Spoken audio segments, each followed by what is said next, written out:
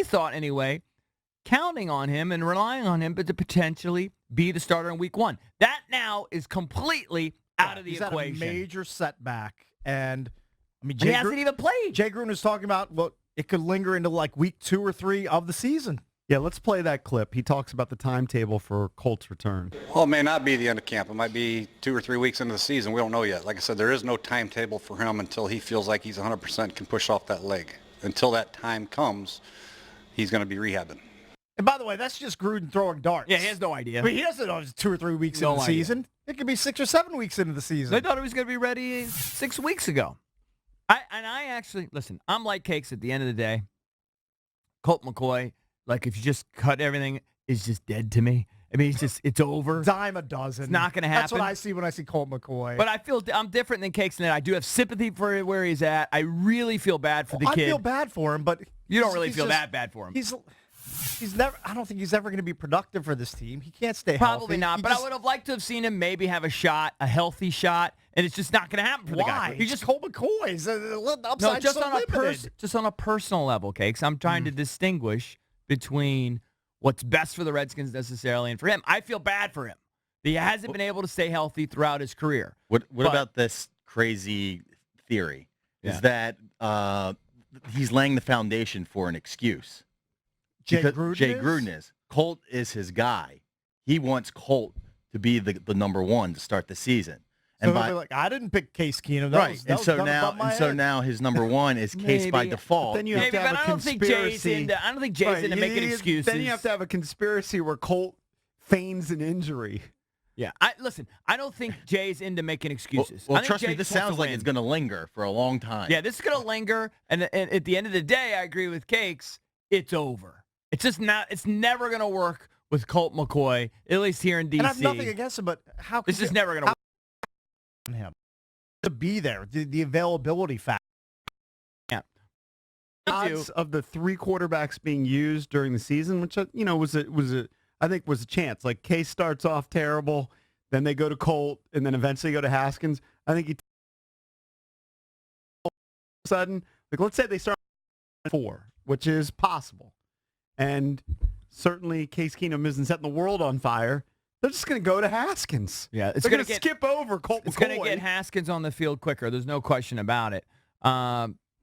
It does show you, though, that, man, Case must be underwhelming. He must be underwhelming that we're putting this much emphasis on a guy that's barely played and barely been successful in the league, and we're supposed to be distraught that he's not available. I wouldn't be shocked, by the way, if the Redskins, that they're aggressive in the market for guys that are getting released over the next week, 10 days. Who are going to pick up Peterman? I don't know. I mean, they're going to pick up with the 2 guys. I think you're fine. And then in their mind, let's say Colt will come back by week 2 or 3. He can be the emergency guy. That's just a big question mark. Have you forgotten how bad the quarterback situation was last season? I understand. Have you already forgotten that? Of course I remember it, Cakes. Mark Sanchez. Right. They don't want to go through that again. Did he have a game with the quarterback rating close to Zippy? Probably. Let's play clip 6 here where Jay does talk about the question of whether or not they will sign another quarterback if Colt can't go. If you can't, he's not going to be ready at the start of the season, do you go sign somebody else? Does that change a plan to keep 3 quarterbacks? I know maybe Yeah, that's an issue we'll talk about for sure. So we'll wait and see how far along we feel like he is once we get going after this game, heading into preseason game 4, and then heading into the Philadelphia week. We'll see where he is and then make a determination on how many quarterbacks we'll keep and what we're going to do with that spot. But I don't anticipate him being out too long. I think that'll also be an indicator. It'll be a little insight into how ready they think Haskins is. If they think Haskins is ready to go, remember this is their first-round draft pick. Where do you go, 15 overall? Yep. If they go out and sign a veteran like a Josh McCown type, who's now obviously not available, but if they sign someone like that, they're telling you they are in no rush to play Haskins. Well, yeah, if Keenum struggles. They don't want to get caught with their pants down like they did last year. Yeah. Where they have to just scrounge into the dumpster. But you're not if you're comfortable with, because most teams only keep 2 quarterbacks these days. Well, the Redskins can't afford that luxury. Agreed. But see, I disagree.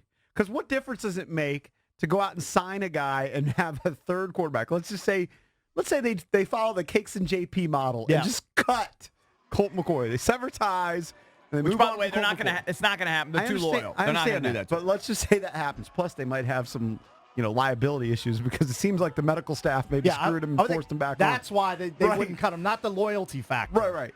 So anyway, but let's say they follow the Cakes and JP model where they just whack him. So now you're down to Case Keenum and Dwayne Haskins, the rookie. And you want to go out and get the third guy. What difference does it make to get the third guy now if you're going to only because have you get him for a coached up month? for about 6 weeks in the system. 8 weeks, 12 weeks.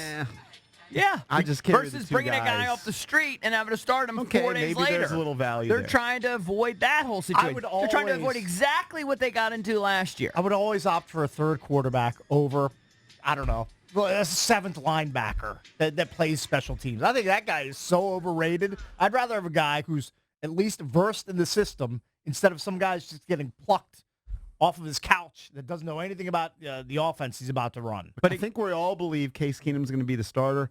But it does seem like there's just a very slight crack where Dwayne Haskins could have an amazing third game and play. And, they ask him about that, where if he's done evaluating for who's going to be the starter in week 1. And it seems like there's a sliver of possibility there for Dwayne Haskins. Well, ideally, it'd be after this game.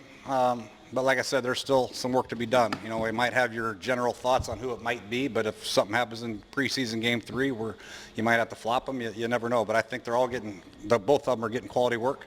We got a lot of stuff on tape to look at and grade, which is good. And then we have another big preseason game in Atlanta on Thursday. It'll be another great tape, great grading scale, and we'll go from there. I feel like he's just being respectful of him and saying, hey, the door's not closed if you come out here and blow us away. But I really think Case Keenum's going to be the guy.